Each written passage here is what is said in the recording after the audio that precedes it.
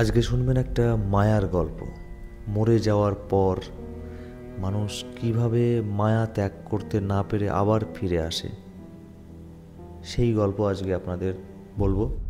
আপনি যখন এই গল্পটা শুনছেন, যদি রাত্রে ঘরে একলা থাকেন, তাহলে আমার মনে হয় না শোনাই ভালো হবে। কারণ আপনি যদি শুনতে পারেন তাহলে আপনি যথেষ্ট সাহসী একজন মানুষ। তো বন্ধুরা, চলুন আমি বেশি সময় নষ্ট করছি না, আসল গল্পে আসা যাক। একদম শুরু থেকে আপনাদের বলি, আগেকার যে জমিদার বাড়িগুলো ছিল, তো এই বাড়িগুলো কি হতো, অনেকগুলো রুম থাকতো, আর মাঝখানে একটা বড় উঠোন, সেখানে অনেক শৌখিন জিনিস তারা রাখতো কিংবা ফাঁকা থাকতো। তো যার জমিদারি ঠিক যেমন ছিল সে সেইভাবে বাড়িটাকে সাজাতো। তো আমি যে জমিদার বাড়ির কথাটা বলছি সেটা একটা গ্রামের মধ্যে ছিল, আর সেখানেও মোটামুটি প্রায় 12 থেকে 13টা রুম ছিল।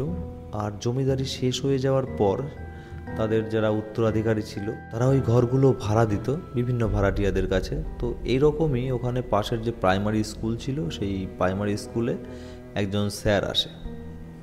তো তার থাকার জায়গা ঠিক হয় ওই জমিদার বাড়িতেই। আর জমিদার বাড়িতে এমন একটা ঘর ছিল একদম কোনায়, ওই ঘরটাতে কেউই থাকতে পারতো না, বিভিন্ন কারণ থাকতে পারে। কারণটা আগে জানা যায়নি, মানে বাড়ির মালিককে এর আগে কেউ কারণ জানায়নি যে তারা কেন ঘর ছেড়েছে। এই মাস্টার আসার আগেও প্রায় 3-4 জন এই ঘরটা ছেড়ে দিয়েছে। মাস্টার আসলো, মাস্টারকে বলা হলো যে এরকম ব্যাপার, এখানে কিন্তু লোক বেশি থাকতে পারে না, তো আপনি কি থাকতে পারবেন? মাস্টার এগুলো একটু হেসে উড়িয়ে দিল, কারণ শিক্ষিত মানুষ যতই হোক, যার মধ্যে শিক্ষা আছে তার ভয় একটু কমই আসে। তো যাই হোক, মাস্টার নির্দ্বিধায় ভাড়া নিল। তো প্রথম 1-2 মাস কোনো সমস্যা হয়নি, স্বাভাবিকভাবে সব কিছু ছিল। কিন্তু তো সবাই ভাবলো হয়তো মাস্টারের কোনো ক্ষতি হচ্ছে না, মাস্টারের কোনো সমস্যা হচ্ছে না, আর কোনো অসুবিধাই নেই। আর এরপর হঠাৎ মাস্টারের মধ্যে একটা পরিবর্তন লক্ষ্য করা যায়।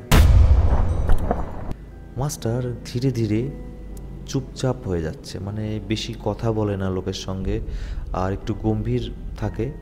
আর দেখে এমন মনে হয় যে সব সময় কিছু না কিছু চিন্তা করছে। আর নেশা করা লোকের মতো চোখ, পুরো লাল।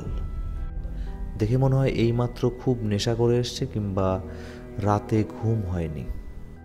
তো এই সমস্ত জিনিস দেখে বাড়ির যে মালিক ছিল, সেই মালিক তাকে জিজ্ঞাসাবাদ করে যে কি হয়েছে, সমস্যা কি, আমাদের বলো যদি কোনো সমস্যা হয়। মাস্টার কিছুই বলে না, এরকম কথা উঠলেই মাস্টার এড়িয়ে যেত। তো বিষয়টা দিন দিন মানে একটু অস্বাভাবিক হয়ে ওঠে, মাস্টারের শরীরটাও দুর্বল হয়ে যাচ্ছিল ধীরে ধীরে। তো বাড়ির মালিক অনেক চেষ্টার পরে ওটা জানতে পারেনি।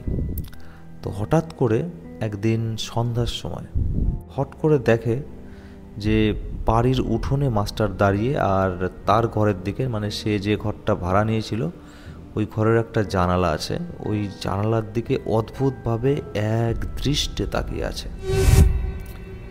মানে চোখের পলক পড়ছে না এমন দৃষ্টি, আর তার মধ্যে একটা ভয়ের একটা ছাপ রয়েছে। মাস্টারকে দেখে মনে হচ্ছে সে খুব ভয় নিয়ে জানলার দিকে তাকিয়ে আছে। তো যথারীতি ওই বাড়ির মালিকও জানলার দিকে তাকায়, কিন্তু সেখানে দেখে যে কেউ নেই। কিন্তু মাস্টারকে দেখে মনে হচ্ছে সে যেন কাউকে দেখে ভয়ে ওখানে দাঁড়িয়ে মানে থরথর করে কাঁপছে, আর মানে এমন ভয় সে পেয়েছে। বাড়ির মালিক নিচে নেমে আসে, মাস্টারের কাছে এসে বলে, কি ব্যাপার, তুমি এখানে এইভাবে দাঁড়িয়ে আছো? বাড়ির মালিকের কথা শুনে মাস্টার তার দিকে ধীরে ধীরে তাকায়। তাকানোর পর তাকে বলে, কেন, আপনি দেখতে পাচ্ছেন না ওই যে জানালায় একটা বয়স্ক মানুষ কাঁথা গায়ে দিয়ে দাঁড়িয়ে আছে, আর আমার দিকে মানে একটু হাসি হাসি মুখ করে এক দৃষ্টে তাকিয়ে আছে? মাস্টার এই কথা শুনে মানে বাড়ির যে মালিক, সে চমকে ওঠে একদম। বাড়ির মালিক বলে, তুমি এখান থেকে চলো, ঘরের মধ্যে চলো। কিন্তু মাস্টার ওখান থেকে যায় না, বলে যে আমি যদি এখান থেকে যাই এখন, তাহলে ওই বুড়ো আমাকে সারা রাত ঘুমোতে দেবে না। বাড়ির মালিক এরকম অদ্ভুত কথা শুনে তাকে এক প্রকার মানে টানতে টানতে নিয়ে চলে যায়, যে চলো আজকে তুমি আমার ঘরে থাকবে, চলো। তারপর ঘরে নিয়ে আসে। ঘরে নিয়ে আসার পর বলে যে কি হয়েছে আমাকে একদম প্রথম থেকে শেষ পর্যন্ত বলো, যে কি হচ্ছে সব তোমার সাথে।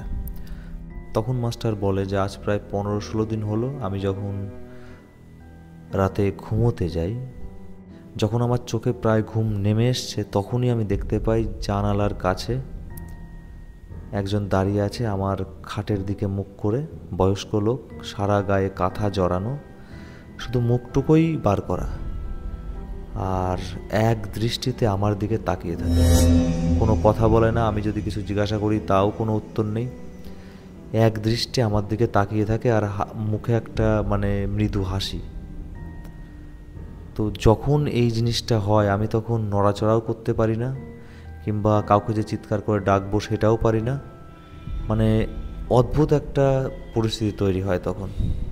বাড়ির মালিকও খুবই আক্ষেপ করে যে তোমাকে ওই ঘরটা দেওয়া আমার ঠিক হয়নি, কারণ এই ঘরে যে আসে সেই থাকতে পারে না, এটা জানার পরেও তোমাকে এই ঘরটা আমি দিলাম, এটা আমারই ভুল।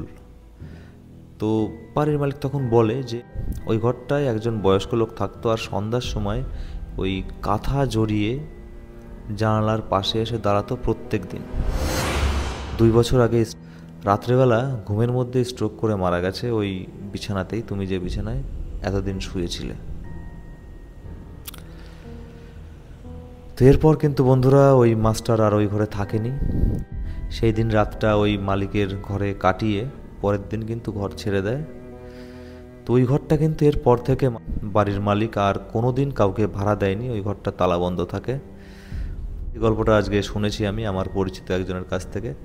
তো এটা কিন্তু গল্প না, এটা সত্যিই একটা রিয়েল বিষয়। যারা অতৃপ্ত হয়ে মারা যায়, যাদের ইচ্ছা পূর্ণ হয় না, তারা কিন্তু এভাবেই ফিরে আসে। সে যেখানে বসবাস করত কিংবা সে যেখানে মারা যায়, সেই জায়গার মায়া কিন্তু ত্যাগ করতে পারে না, যদি না তার পিণ্ডদান করা হয়।